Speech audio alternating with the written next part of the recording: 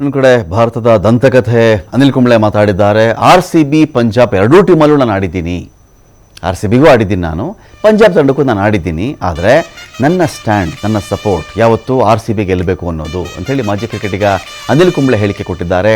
ಹಿಂದೆ ನಾನು RCB captain ಆಗಿದ್ದೆ, ಯಾರೇ ಗೆದ್ದರೂ ಹೊಸಬರೇ ವಿನ್ನರ್ ಆಗ್ತಾರೆ, ಯಾರು ಗೆದ್ದರೂ ಅವ್ರಿಗಿದು ಮೊದಲನೇ ಕಪ್ ಅಂತೇಳಿ. ಆದರೂ RCBನೇ ಗೆಲ್ಲಬೇಕು, ನನಗೆ RCBನೇ ವಿನ್ ಆಗ್ತಾರೆ, ಕೊಹ್ಲಿ ತುಂಬ ಚೆನ್ನಾಗಿ ಆಡ್ತಾ ಇದ್ದಾರೆ ಅಂತೇಳಿ ಕುಂಬ್ಳೆ ಮಾತಾಡಿದ್ದಾರೆ.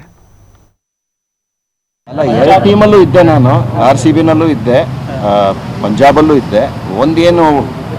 ಒಂದು ಸಂತೋಷದ ಒಂದು ಸುದ್ದಿ ಏನಂದರೆ ಹೊಸ IPL ವಿನ್ನರ್ ಆಗ್ತಾರೆ ಇಬ್ಬರಲ್ಲೊಬ್ಬರು. ಬಟ್ RCB ಆಗಲಿ ಅಂತ ನನ್ನ ಒಂದು ಅನಿಸಿಕೆ. ಅಲ್ಲ, ಎರಡು ಟೀಮಲ್ಲೂ ಇದ್ದೆ ನಾನು, RCBನಲ್ಲೂ ಇದ್ದೆ, ಪಂಜಾಬಲ್ಲೂ ಇದ್ದೆ. ಒಂದು ಸಂತೋಷದ ಒಂದು ಸುದ್ದಿ ಏನಂದರೆ ಹೊಸ IPL ವಿನ್ನರ್ ಆಗ್ತಾರೆ ಇಬ್ಬರಲ್ಲೊಬ್ಬರು. ಬಟ್ RCB ಆಗಲಿ ಅಂತ ನನ್ನ ಒಂದು ಅನಿಸಿಕೆ.